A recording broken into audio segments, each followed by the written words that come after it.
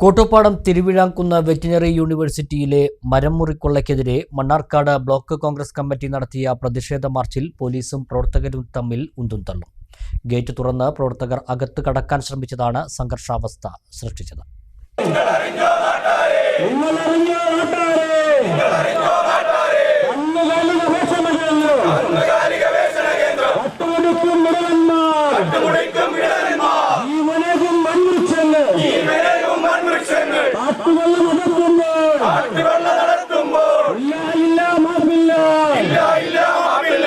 ഫാമിലെ അനധികൃത മരമുറിയുമായി ബന്ധപ്പെട്ട വിഷയത്തിൽ യൂണിവേഴ്സിറ്റി സ്വീകരിച്ചിരിക്കുന്ന നടപടികൾ തീർത്തും പ്രഹസനമാണ്. നിരപരാധികളായ തൊഴിലാളികളുടെ മേലിൽ എല്ലാ കുറ്റങ്ങളും ചാർത്തി ഉത്തരവാദിത്തപ്പെട്ട ഉദ്യോഗസ്ഥന്മാരെ സംരക്ഷിക്കുന്ന രീതിയാണ് യൂണിവേഴ്സിറ്റി സ്വീകരിച്ചിരിക്കുന്നത്. തൊഴിലാളികളെ കൃത്യമായി വാച്ചർ ഡ്യൂട്ടിക്ക് നിയോഗിക്കുന്നില്ല. മരങ്ങൾ ലേലത്തിലെടുത്തവർക്ക് ലേലത്തുക പൂർണ്ണമായും അടയ്ക്കുന്നതിന് മുമ്പ് മരങ്ങൾ മുറിച്ചു നീക്കുന്നതിനുള്ള അനുമതി നൽകി. വർഷങ്ങളായി ഫാമിലെ ലേലങ്ങൾ ഒരു വ്യക്തിക്ക് തന്നെ പല പ്രാവശ്യം ഉറപ്പിച്ചു കൊടുത്തു. ഈ വ്യക്തി ഇന്നേവരെ ഫാമിനകത്ത് യാതൊരു കടലാസ് വർക്കുകൾക്കും വരാറില്ല. ആ ജോലി ഓഫീസ് ചെയ്തു നൽകുന്നു.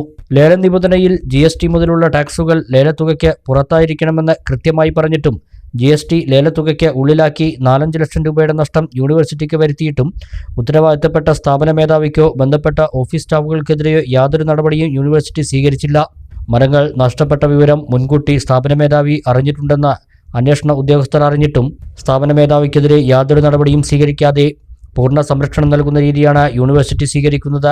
മരമുറിയുടെ ഭാഗമായി നിലവിൽ വിജിലൻസ് അന്വേഷണം നടക്കുന്നുണ്ടെങ്കിലും അന്വേഷണത്തെ അട്ടിമറിക്കുന്നതിനുള്ള ശ്രമങ്ങൾ ഓഫീസിന്റെ ഭാഗത്തു നിന്നുണ്ടാകുന്നു.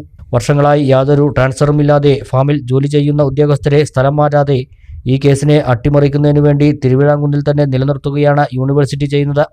മരമുറിയുമായി ബന്ധപ്പെട്ട പല രേഖകളും പുതുതായി കൂട്ടിച്ചേർക്കുകയും നിലവിലെ പല രേഖകളും നശിപ്പിക്കുകയും ചെയ്തതായി മനസ്സിലായിട്ടുണ്ട്.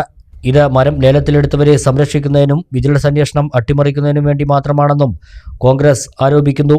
മരമുറിയുമായി ബന്ധപ്പെട്ട കാലയളവിലുണ്ടായിരുന്ന ഓഫീസ് ഉദ്യോഗസ്ഥരെ സ്ഥലം മാറ്റണമെന്നും അല്ലാത്തപക്ഷം പല രേഖകളും നശിപ്പിക്കാൻ സാധ്യതയുണ്ടെന്നും കോൺഗ്രസ് ആരോപിച്ചു. വിഷയവുമായി ബന്ധപ്പെട്ടാണ് ബ്ലോക്ക് കോൺഗ്രസ് കമ്മിറ്റി പ്രതിഷേധ മാർച്ച് സംഘടിപ്പിച്ചത്. കനറ ബാങ്ക് പരിസരത്ത് നിന്നും ആരംഭിച്ച മാർച്ച് യൂണിവേഴ്സിറ്റിയുടെ പ്രധാന ഗേറ്റിന് മുന്നിൽ പോലീസ് തടഞ്ഞു. തുടർന്ന് ഗേറ്റ് തള്ളി പ്രവർത്തകർ അകത്ത് കയറാൻ ശ്രമിച്ചത് പോലീസും പ്രവർത്തകരും തമ്മിൽ ഉന്തും തള്ളിനും ഇടയാക്കി.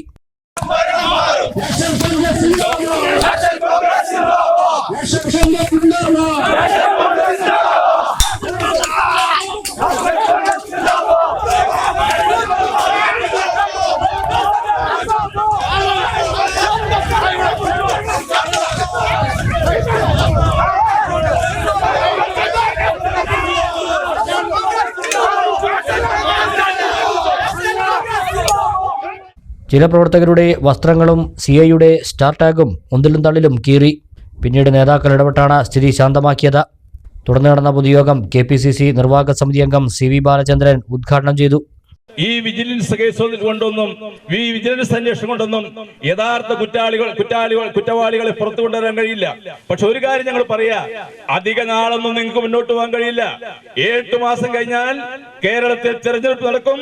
തെരഞ്ഞെടുപ്പ് നടന്നാൽ ഗവൺമെന്റ് മാറും, UDF അധികാരത്തിൽ വരും. ഈ കാട്ടുകള്ളന്മാരെ നമ്മുടെ പൂജപ്പുര സെൻട്രൽ ജയിലിൽ അടയ്ക്കുന്ന രീതിയിലേക്കുള്ള അന്വേഷണം ഇവിടെ നടക്കും എന്ന കാര്യത്തിൽ യാതൊരു സംശയമില്ല.